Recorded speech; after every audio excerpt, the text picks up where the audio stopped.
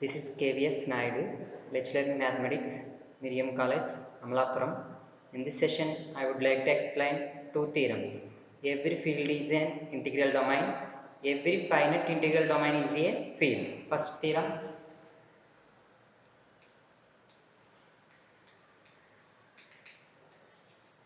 Every field is an integral domain.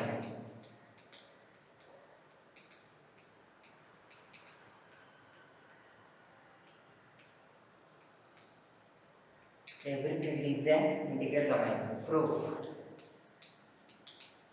Every field is an integral domain. Let F plus comma dot is be a field. Let F plus comma dot be a field. By definition of field, F by definition of field, F is a commutative ring. Is a commutative ring with unity. Is a commutative ring with unity, and every non-zero element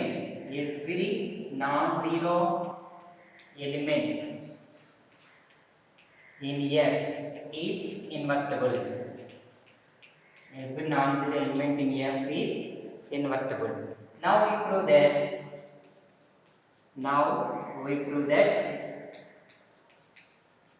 F plus comma dot is an integral domain. F plus comma dot is an integral domain. By definition of integral domain, D is an integral domain.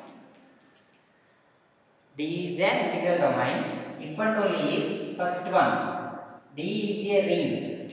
First one D is a ring. Second one D is commutative. D is commutative. D is commutative. Third one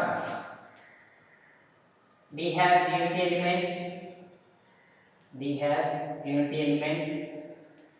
Fourth one D has no zero divisors. D has no zero divisors. By definition of integral domain, D is a ring, D is commutative, D has unity element, and D has no zero divisors. By definition of field, F is commutative ring with unity, and every non-zero element in F is invertible.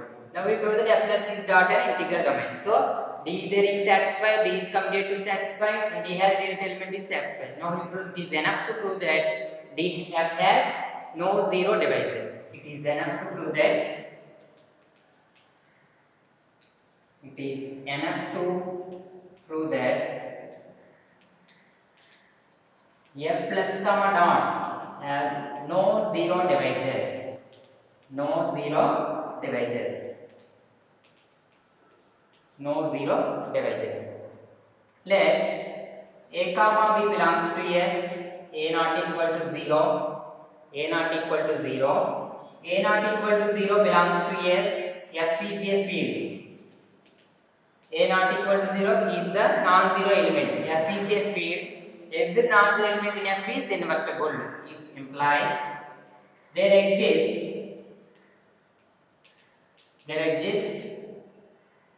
A inverse belongs to F such that there exists A inverse belongs to F such that A into A inverse is equal to A inverse into A is equal to 1.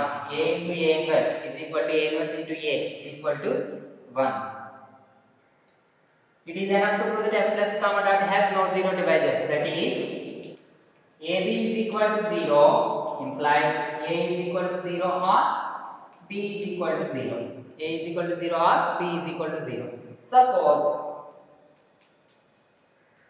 AB is equal to 0. Suppose AB is equal to 0. Multiplicative A inverse left on both sides. Multiplicative A inverse to left on both sides. That implies by associative property A inverse into A into B is equal to A inverse into 0, 0. A inverse into A can be written as 1. 1 into B is equal to 0. That implies B is equal to 0. Thus, A comma B belongs to F. A comma B belongs to F. A naught equal to 0 and AB is equal to 0, that implies B is equal to 0. A naught equal to 0, AB is equal to 0, that implies B is equal to 0. Similarly, we can prove that. Similarly, we can prove that. Similarly, we can prove that. Similarly, we can prove that A comma B belongs to A, B not equal to 0 and AB is equal to 0. That implies A is equal to 0. That implies A is equal to 0. Therefore, AB is equal to 0. That implies A is equal to 0 or B is equal to 0. Therefore, F has no zero divisors. F has no zero divisors. F has no zero divisors. Therefore, F plus comma dot is an integral domain. F plus comma dot is an integral domain. Therefore, every field is an integral domain. Every field is an integral domain. Again, I will explain. Every field is an integral domain. Let F plus comma dot be a field. By definition of field, F is a commutative ring in unity and every non-zero element in F is invertible. Every non-zero element is in F is invertible. Now we prove that F plus comma dot is an integral domain. Now we prove that F plus comma dot is an integral domain. It is enough to prove that by definition of integral domain, D is a ring, D is commutative, D has unity element, D has no zero divisors. So it is enough to prove that F plus comma dot has no zero divisors. That means AB is equal to 0, A is equal to 0 or B is equal to 0. Let A comma B belongs to F, A not equal to 0. A not equal to 0 belongs to F, F is a field. There exists A inverse belongs to F such that A into A inverse is equal to A inverse into A is equal to 1, such that A into A inverse is equal to A inverse into A is equal to 1. Suppose AB is equal to 0. Suppose AB is equal to 0. A inverse into AB is equal to A. Multiply A inverse to left on both sides. A inverse into AB is equal to A inverse into 0. So by associative law, it can be written as A inverse into A into B is equal to 0. Therefore, A inverse into A can be written as is equal to 1. So 1 into B is equal to 0. So B is equal to 0. Thus, A comma B belongs to F. A not equal to 0. That implies AB is equal to 0. B is equal to 0. Similarly, we can prove that A comma B belongs to F. B not equal to 0 and AB is equal to 0. That implies A is equal to 0. Therefore, AB is equal to 0. A is equal to 0 or B is equal to 0. Therefore, F has no zero divisors. F plus comma dot is an integral domain. Therefore, every field is an integral domain. This is the theorem. Next, second theorem.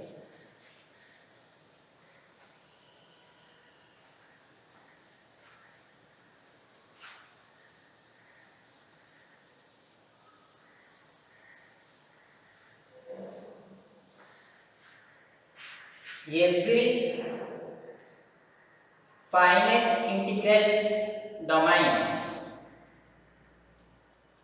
finite integral domain is a field.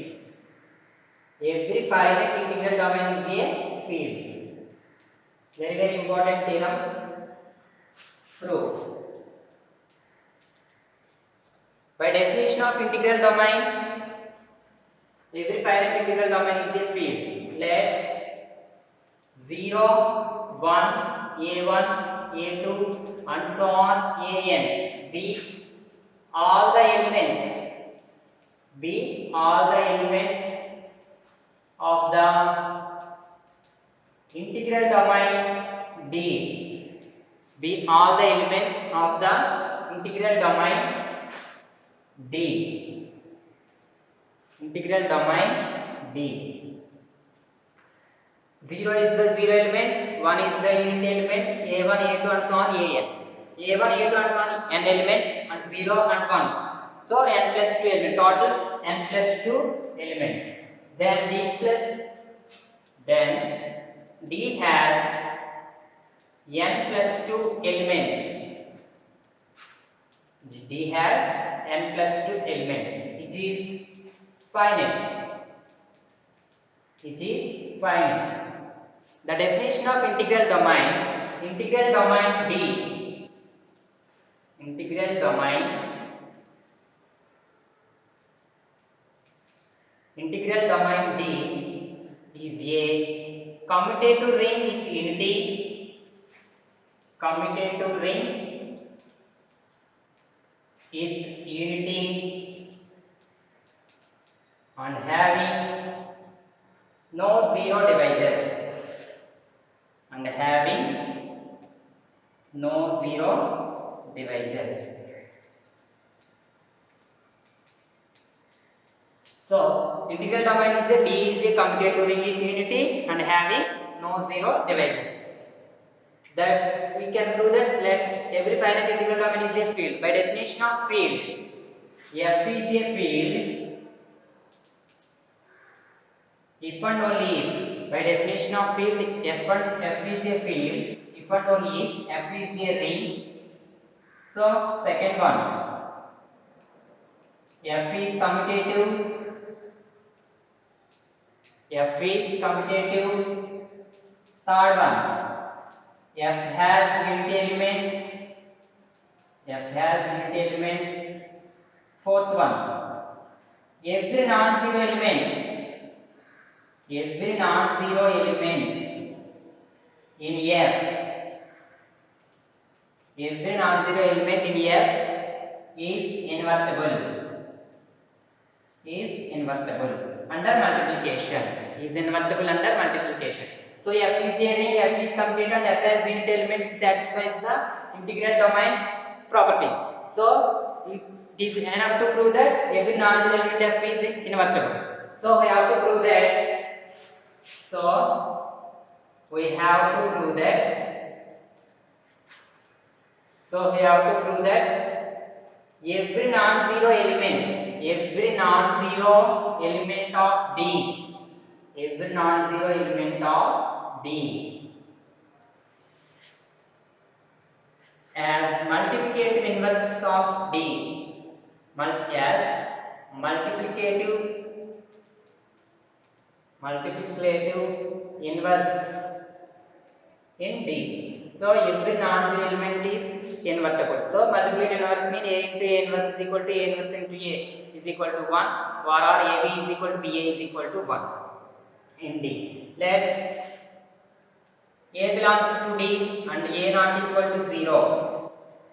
A belongs to D and A not equal to 0. By closure law, this products A into 0, 0, A into 1, 1, A into A1. By closure law, A into A1, A into A2 and so on, A into AN. Consider the products n plus 1. So 0 into A, 0. It removes 0. So 1, 2, 3 and so on, n and 1. So n plus 1 products. Consider the n plus 1 products. Now consider the n plus 1 products. N plus 1 products A1, AA1, AA2 and so on, AAN. Consider the n plus 1 product A1, A1, AA1, AA2 and so on, AAN. If possible, suppose that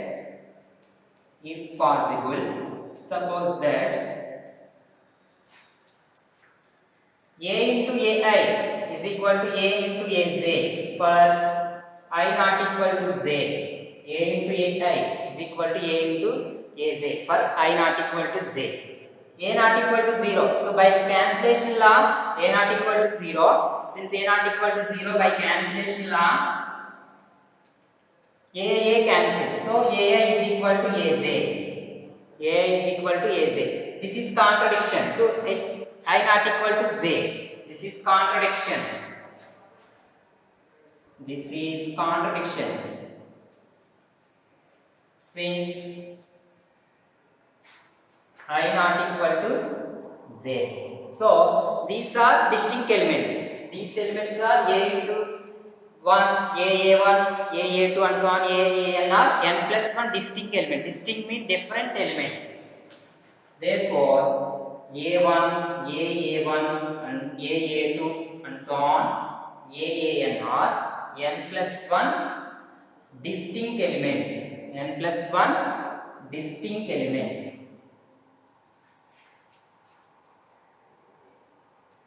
N plus 1 distinct elements.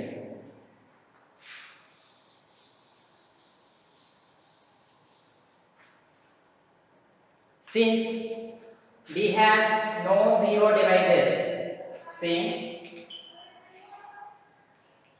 D has no zero divisors,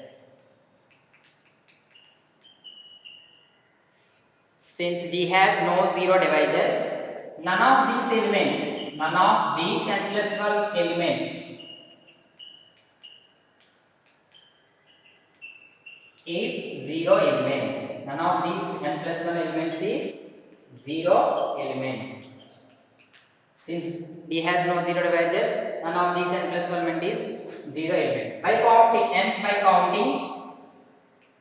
by counting these elements. So A1, A1, A2 and so on, n plus 1 elements, A1, 1, A1, A2 in some order.